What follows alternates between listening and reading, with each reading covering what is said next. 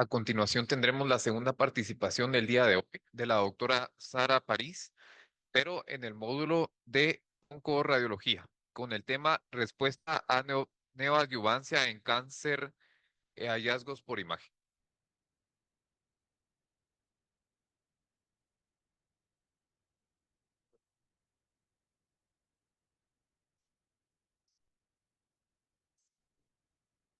Bueno, nuevamente buenas tardes. Muchas gracias por la asistencia. Voy a hablar entonces de la respuesta a quimioterapia neoadyuvante en cáncer de mama y los diferentes hallazgos que podemos tener en las imágenes. Entonces, ¿qué es la terapia neoadyuvante? La terapia neoadyuvante es la paciente que tiene diagnóstico de cáncer de mama, que por varios factores que ya los vamos a ver, por su subtipo molecular, por el tamaño del tumor, por compromiso axilar, decide el oncólogo llevarla primero a terapia, a quimioterapia, antes de operarla. Entonces, en este momento, o sea, entre la quimioterapia y la cirugía, es que nosotros tenemos el papel importante de decirle al cirujano o al oncólogo que también ha respondido esta paciente a la terapia que le están dando. Diferente a la terapia adyuvante, que es cuando directamente la paciente va a cirugía y posterior a la cirugía realiza pues su tratamiento de quimioterapia. Entonces, el aumento, o sea, el uso de la quimioterapia neoadyuvante ha aumentado mucho en los últimos años por varias razones. Primero, por los cánceres localmente avanzados, o sea, los cánceres que tienen un tumor bastante grande en el seno o que tienen un compromiso ganglionar importante. Los cáncer, los subtipos molecular triple negativo y HER2 positivo, ya que estos cánceres se han dado cuenta que incluso en tumores muy pequeños, incluso menos de 2 centímetros, estos cánceres tienen mejor pronóstico y mejor sobrevida si reciben quimioterapia neoadyuvante. Entonces, en estos dos subtipos moleculares es especialmente o se encuentra el target de la terapia neoadyuvante.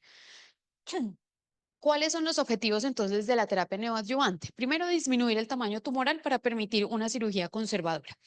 Disminuir también el compromiso ganglionar axilar para evitar vaciamientos extensos que pues se asocian a una alta morbilidad. También es muy importante para los oncólogos porque nos permite valorar la respuesta al tratamiento. Y si vemos que esta paciente, pues, o que una paciente no está con una adecuada respuesta, se puede hacer el cambio de la terapia. Y pues también es importante porque el grado de la respuesta a la quimioterapia neoadyuvante nos aporta mucha información sobre el pronóstico de la paciente. Es decir, una buena respuesta a la quimioterapia se asocia a una mejor sobrevida. Entonces, ¿cómo hacemos la evaluación a la respuesta de la quimioterapia? La podemos hacer con diferentes métodos y con diferentes técnicas de imagen. Puede ser con el examen físico, mamografía, ultrasonido, mamografía contrastada o resonancia magnética. El examen físico, entonces, definitivamente, pues se hace con la palpación de la axila y de la mama, pero es poco preciso. La precisión es muy baja, incluso menos del 60%, y pues es bastante más difícil en pacientes que tienen un tamaño tumoral menor de 2 centímetros, en las que tienen seno denso, lesiones irregulares, que tienen fibrosis residual o en lesiones muy posteriores.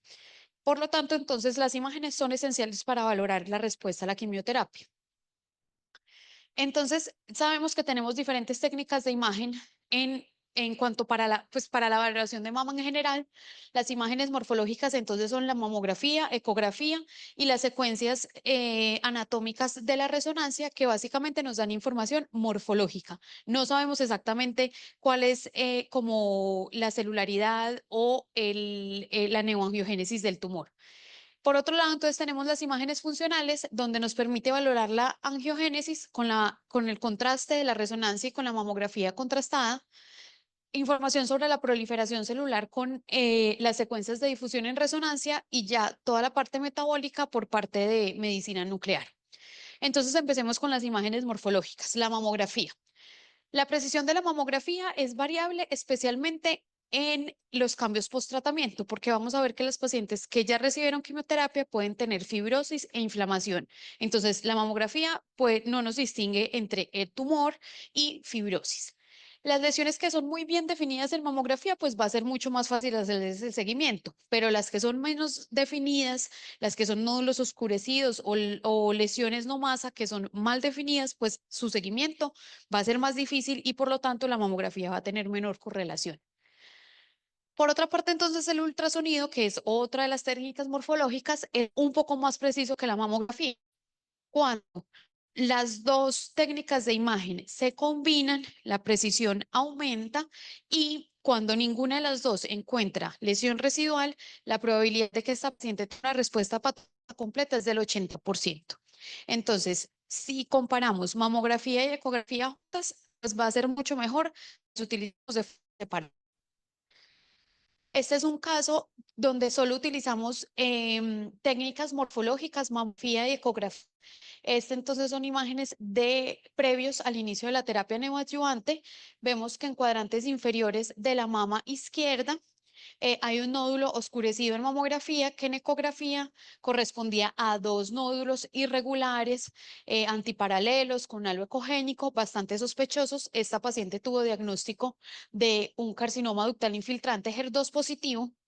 Se le realizó la biopsia, se puso el clip de marcación, recibió su terapia neoadyuvante, volvió donde comparativamente entonces solo vemos el clip de marcación en la mamografía. Vamos y correlacionamos los hallazgos en ecografía, donde vemos el clip, un área muy pequeña, como hipoecóica mal definida, que probablemente correspondía a fibrosis. Entonces, en este caso, pues la paciente tuvo una respuesta completa por imágenes morfológicas. Esta solamente entonces hicimos ecografía, es una paciente bastante joven, 37 años, un luminal B, que pues se manifestó por esta lesión grande de 39 milímetros al momento del diagnóstico, un nódulo irregular con halo ecogénico, bastante sospechoso, que después de recibir la terapia, entonces si hacemos la comparación de 39 milímetros a 31 milímetros, ha disminuido su tamaño. También ha cambiado su apariencia, miren que se ve un poco más ecogénica y pues con disminución en su tamaño. En este caso, entonces sería una enfermedad estable. Ya vamos a ver más adelante en la charla cómo definimos entre enfermedad estable o respuesta completa. Este es un ejemplo de nosotros cómo reportamos los estudios que vienen para control de terapia neoadyuvante. No utilizamos el mismo patrón que utilizamos para una mamografía normal de tamizaje. Utilizamos estas tablas para que al clínico y para nosotros también le quede mucho más fácil como visualizar cuáles han sido los cambios, cuáles son las lesiones que estamos midiendo y cómo han disminuido en el tiempo. Entonces, pues ponemos la fecha de cada uno de los estudios, el tipo de lesión, si es un nódulo, si son calcificaciones, si es una lesión de tipo no masa, el tamaño inicial, el tamaño en el control, qué hallazgos asociados tienen. A veces vemos que tienen otros nódulos, otro realce de tipo no masa o adenopatías axilares, esas también las mencionamos y hacemos el porcentaje de cuánto disminuyó. Lo concluimos entonces de esta forma, pues el nódulo que ya tiene diagnóstico, cuánto está midiendo, qué otros hallazgos tenemos adicionales y según el RECIST, cómo ha estado respondiendo esta paciente. Este es otro ejemplo entonces de imágenes morfológicas. Vemos este nódulo que se ubica en el cuadrante externo de la mama derecha, un nódulo que en mamografía es espiculado, irregular. En ecografía entonces se correlacionaba con esta imagen hipoecoica, lobulada, que previo al inicio de la terapia neoadyuvante, esta paciente tuvo diagnóstico de cáncer, medía 25 por 15 milímetros.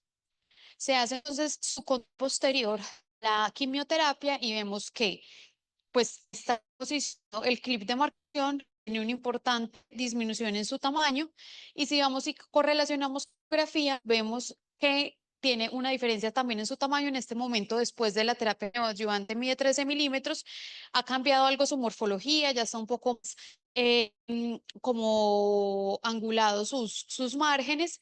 Sabemos que estamos midiendo el nódulo que es por la presencia del clip y pues en este caso entonces tenía una reducción del 52% con una respuesta parcial. Esta señora entonces la estamos siguiendo por esta masa irregular, que era palpable. Este es el marcador de lesión palpable. Y vemos que dentro, al interior de la masa, tenía estas calcificaciones pleomórficas bastante sospechosas, que fue primero quimioterapia neoadyuvante, volvió, vemos que la masa ha disminuido bastante de tamaño, pero hay unas calcificaciones que persisten. Entonces es importante que tengamos en cuenta que las calcificaciones no se correlacionan con la respuesta a la terapia neoadyuvante. Las calcificaciones durante la terapia neoadyuvante pueden tener un aumento, pueden permanecer estables, que ocurre en la mayoría de los casos, en el 63% de los casos, o pueden disminuir en el 27% de los casos. Lo que les quiero decir es que si igual la paciente viene y persiste con calcificaciones o estas incluso aumentan, no quiere decir que la paciente no esté teniendo una respuesta, sino que las calcificaciones no las correlacionamos con la respuesta. Se ha visto que las microcalcificaciones que son visibles en mamografía después de la terapia neoadyuvante sí es importante en cuanto a la planeación quirúrgica, porque hay que avisarle al doctor, al mastólogo, que persisten unas calcificaciones en tal localización con esta extensión para que él las saque y los estudien en patología, pero no se pueden correlacionar con la respuesta. Entonces, la persistencia posneoadyuvancia de las microcalcificaciones no necesariamente implica la presencia de cáncer. Ya pasamos entonces a las imágenes funcionales. Ya valoramos entonces ecografía y mamografía, pasemos a resonancia. La resonancia definitivamente es el método más sensible y específico para valorar la respuesta neoadyuvante.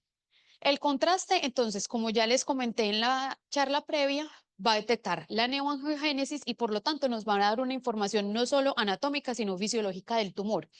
Permite también una valoración más precisa de las imágenes que las imágenes morfológicas y tiene muy buenos valores de especificidad y sensibilidad para detectar la enfermedad residual.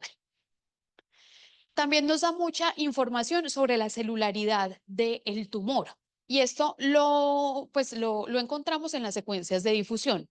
La difusión entonces se define como el desplazamiento aleatorio de las moléculas de agua, que este movimiento de difusión libre, que va a ser aleatorio, va a cambiar en magnitud y dirección cuando aumenta la celularidad o las moléculas de agua se encuentran en un fluido viscoso. Los determinantes entonces son la celularidad, las membranas celulares y la densidad del medio de contraste. Entonces, cuando tenemos un aumento en la celularidad, como en este ejemplo, pues las moléculas de agua no se van a mover tan fácilmente como normalmente lo hacen y ahí es que tenemos los hallazgos de restricción a la difusión. Es una secuencia de imagen que no utiliza contraste y que nos va a medir entonces el movimiento del agua. Es cuantificada entonces en el mapa de ADC, que es este que tenemos aquí inferior, donde la restricción a la difusión la vamos a definir como que en las imágenes de difusión la lesión o lo que estemos estudiando va a ser hiperintenso y que en el ADC, en el mapa ADC, esté hipointenso. Este mapa ADC lo podemos medir y le podemos dar un valor y eso vamos a ver que está correlacionado con el pronóstico de la paciente y la respuesta a la terapia neoadyuvante.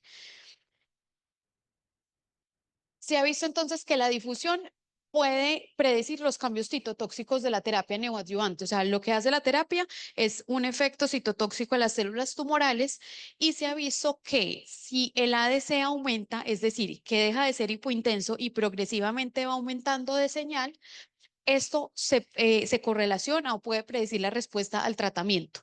Entonces, si hay un aumento de el ADC, hay una alta probabilidad de que la paciente responda al tratamiento. Los cambios entonces son más tempranos, o sea, podemos ver estos cambios en el ADC de forma más temprana que los cambios morfológicos de disminución de tamaño. Las limitaciones que tiene la difusión es que tiene pobre resolución espacial y que tiene diferente sensibilidad dependiendo del subtipo molecular que tenga la paciente. Han hecho muchos estudios y se han dado cuenta entonces que el ADC se correlaciona con la respuesta. Mire que en este momento era esta paciente, entonces tenía este tumor antes del inicio del tratamiento con un valor de ADC de 1.14. Y miren que progresivamente este ADC aumenta hasta que la paciente ya tiene unos valores altos y que se correlaciona con una respuesta patológica completa.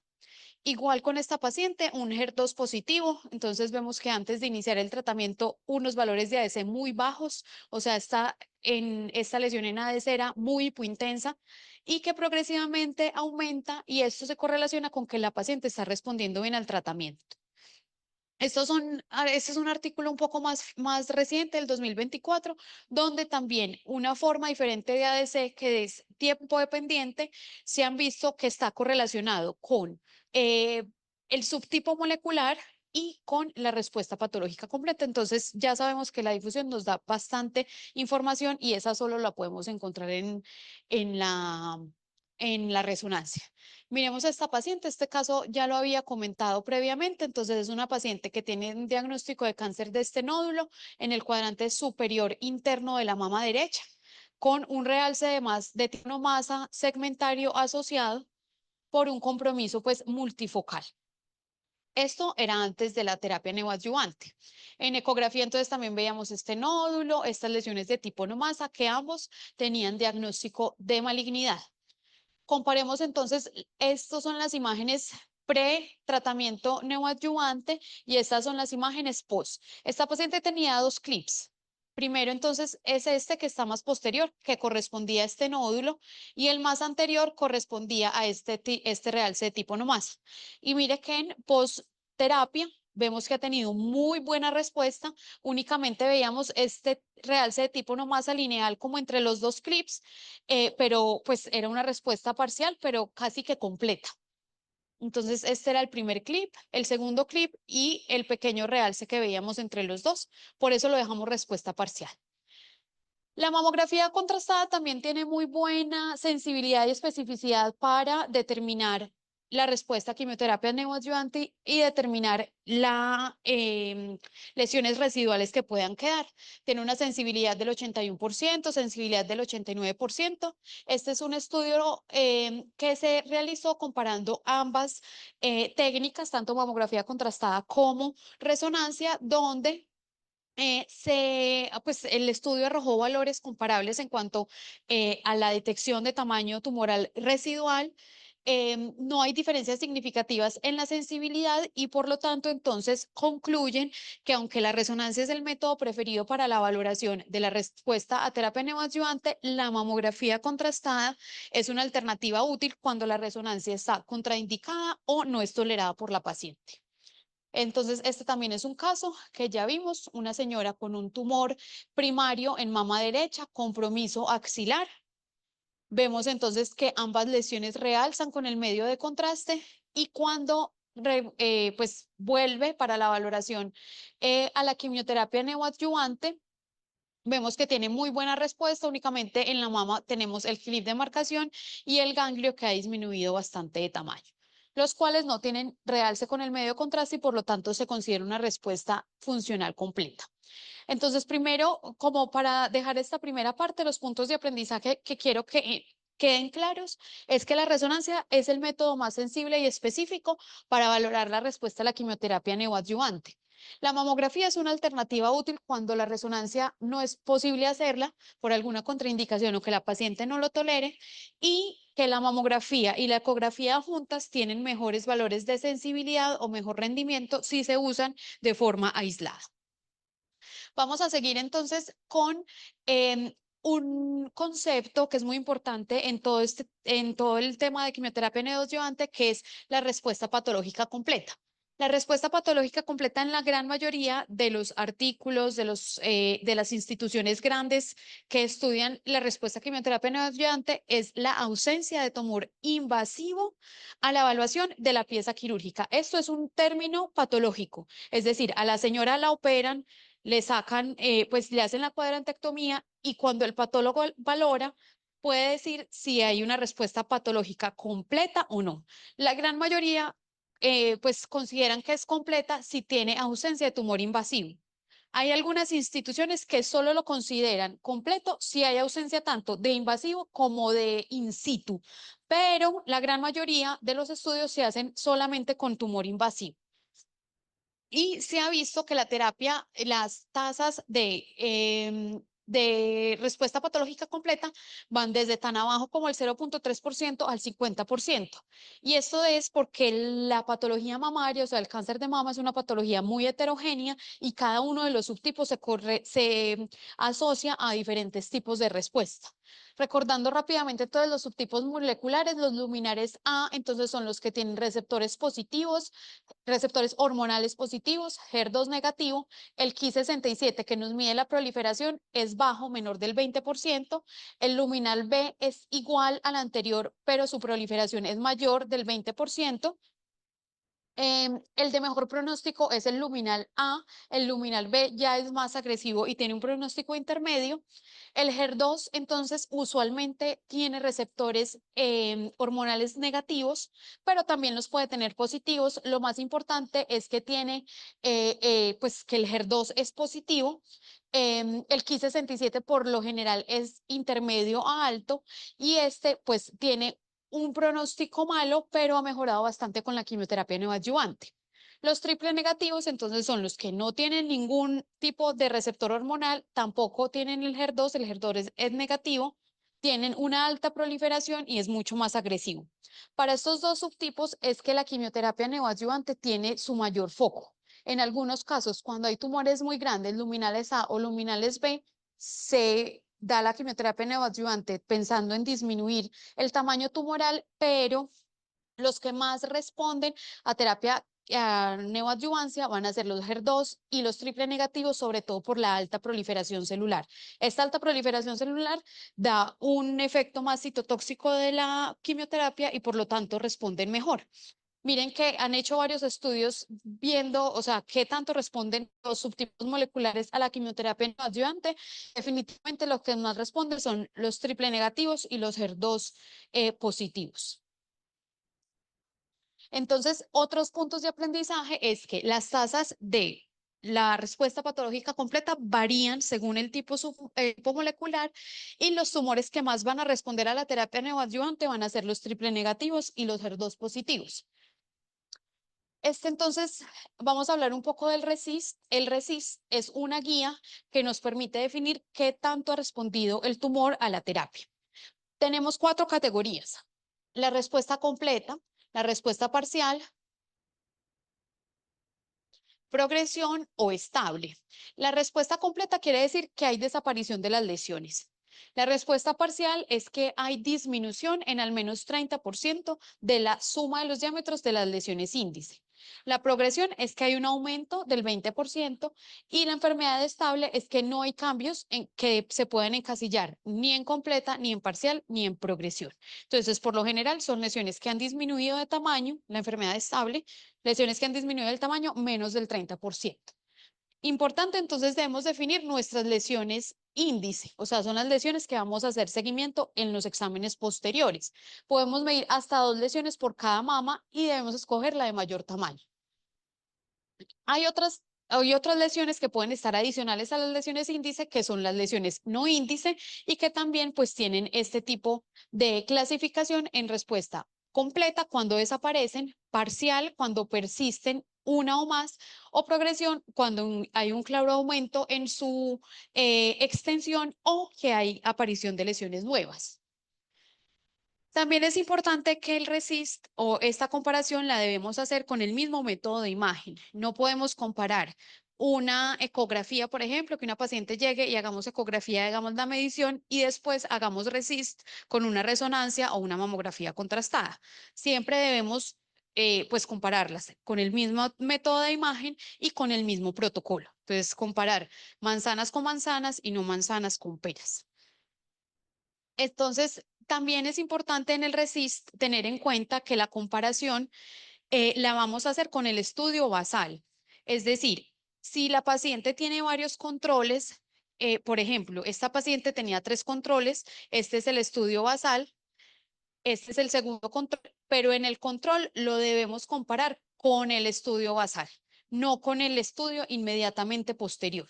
Aquí es que vamos a ver el cambio, pues sí que vamos a hacer la comparación de los diámetros.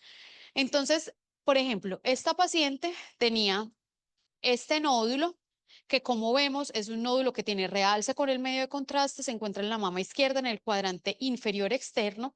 Es un nódulo sospechoso que tiene un clip de marcación postbiopsia, ese es como el circulito hipointenso que ven en su interior. Ya tenía diagnóstico de cáncer. Inferior a este nódulo había otra lesión que también tenía diagnóstico de cáncer y adicionalmente en la resonancia le vemos este realce de tipo no masa en cúmulos. Entonces, en este caso, nuestras lesiones índices van a ser los nódulos, que eso es lo que vamos a comparar en el control posterior, y el realce de tipo no masa es lesión no índice o no target. Este entonces es el mismo mapa que les comentaba en la mamografía contrastada, también lo hacemos en la resonancia, donde le indicamos entonces al clínico que hay dos nódulos, que cada uno tiene un clip, que ya tienen diagnóstico de cáncer, pero que adicional encontramos un realce de tipo no más. Esta paciente, esta es sus imágenes pre-tratamiento, donde vemos los nódulos, el realce de tipo no masa, y en el control, entonces vemos que hay una desaparición completa de los nódulos. Veíamos entonces el clip sin ningún realce asociado, no vemos ni los nódulos ni el realce de tipo no masa y por lo tanto se considera una respuesta correcta. Otros puntos de aprendizaje, entonces, es que la respuesta la vamos a medir con las guías RESIST 1.1. Las imágenes iniciales entonces deben ser las mismas de los estudios posteriores, la misma técnica y el mismo protocolo para medir la respuesta. Y la comparación entonces la vamos a realizar con el estudio basal y no con el inmediatamente posterior. Hay otro tipo entonces de respuestas. Puede ser que nosotros tengamos un tumor y que, por ejemplo, el tumor tenga una constricción concéntrica, o sea, que él solito se vuelva más pequeño. También puede ocurrir que inicialmente tengamos un tumor, pero que este tumor se fragmente y quede con varias lesiones adyacentes. También podemos tener que no haya como un tumor índice, sino que todo el tumor queda totalmente fragmentado. O que haya ya un realce difuso del cuadrante y no definamos una lesión como tal. Estas son diferentes tipos de respuesta como de constricción del tumor que podemos tener.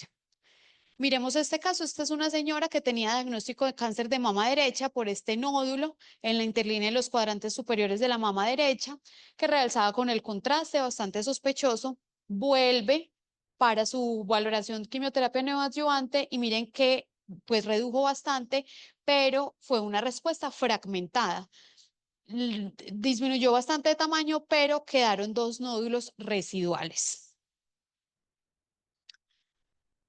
En cuanto a la respuesta fragmentada, es difícil, o sea, se nos dificulta un poquito más determinar si el realce residual es por persistencia del tumor, por cambios post-tratamiento o por un componente in situ, y esto va a aumentar la probabilidad de que infraestimemos la respuesta.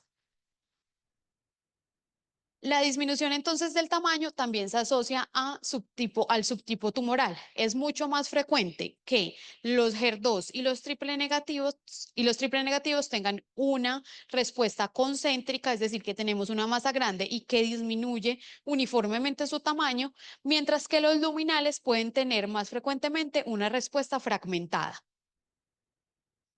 Entonces, estos últimos puntos de aprendizaje es que existen diferentes patrones de constricción del tumor. La constricción concéntrica va a ser mucho más frecuente en los HER2 y en los triple negativos, y la fragmentada, entonces, nos va a dificultar a nosotros la medición de estas lesiones y puede ser causa de infraestimación. En cuanto al manejo de la axila, el manejo de la axila difiere un poquito del manejo del seno, porque vamos a ver que la resonancia no tiene tan buen rendimiento como lo tiene en la mama. Entonces, la quimioterapia neoadyuvante se utiliza especialmente para disminuir la carga metastásica tumoral a nivel axilar. Tienen tasas de respuesta patológica completas entre el 35 y el 68%. Lo ideal es que nosotros marquemos el ganglio, o sea, si se hace biopsia del ganglio y sale positivo, se marca ese ganglio con un clip y ese mismo ganglio debe ser marcado con un arpón para que el doctor, o sea, el mastólogo, lo extirpe en la cirugía y se pueda estudiar el ganglio. Miren entonces que según los criterios apropiados de ACR, entonces la evaluación antes de la quimioterapia neoadyuvante, lo recomiendan mucho más la ecografía sobre la resonancia, es la modalidad de elección, la ecografía sobre la resonancia.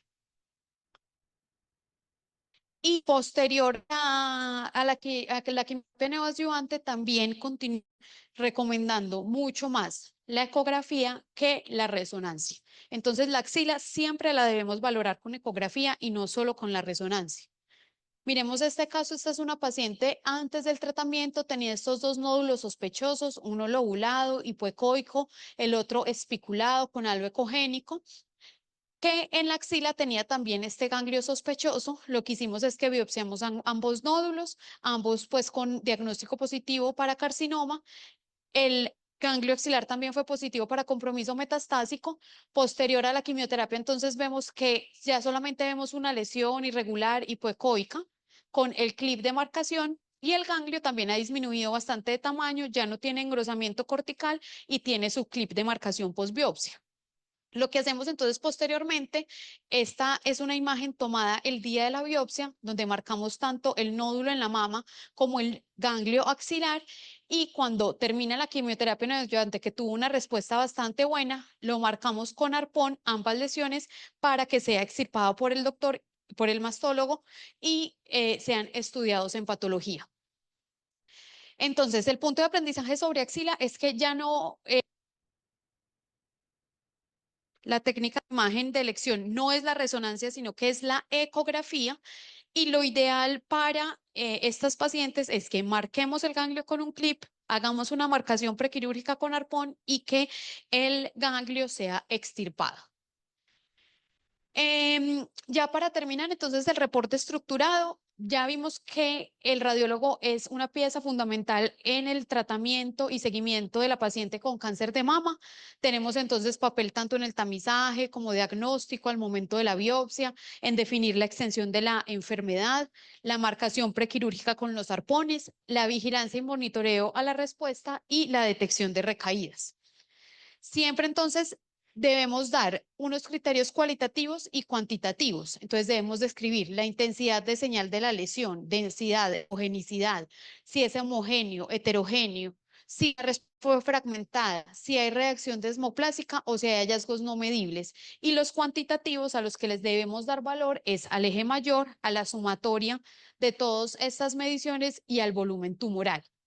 Debemos incluir siempre en el informe la lateralidad, la localización del tumor, fecha de la primera biopsia o la biopsia pues del diagnóstico, el tipo histológico con el que estamos trabajando y la clasificación molecular. Ya les mostré entonces cómo hacemos nuestros informes de quimioterapia neoadyuvante, que es pues algo especial, diferente al que hacemos pues en las ecografías normales. Como conclusiones y ya para cerrar, entonces es que es importante que nosotros sepamos sobre la respuesta a quimioterapia neoadyuvante porque ha aumentado bastante para el tratamiento de cáncer de mama. Tenemos un papel muy importante para determinar la respuesta al tratamiento y esto ya vimos que define tanto que la paciente continúa tratamiento, la tengan que cambiar y su pronóstico en general de la enfermedad.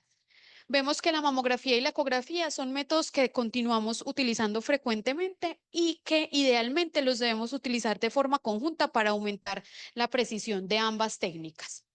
La resonancia entonces es la técnica que tiene mayor sensibilidad y especificidad para valorar la respuesta a la quimioterapia neoadyuvante, para definir enfermedad residual y la posibilidad de respuesta patológica completa. Pero también sabemos que la mamografía contrastada es una técnica útil cuando no se pueda realizar resonancia. Importante que la valoración de la axila la hacemos es con ecografía. La resonancia no tiene tanta sensibilidad como si lo tiene en la mama.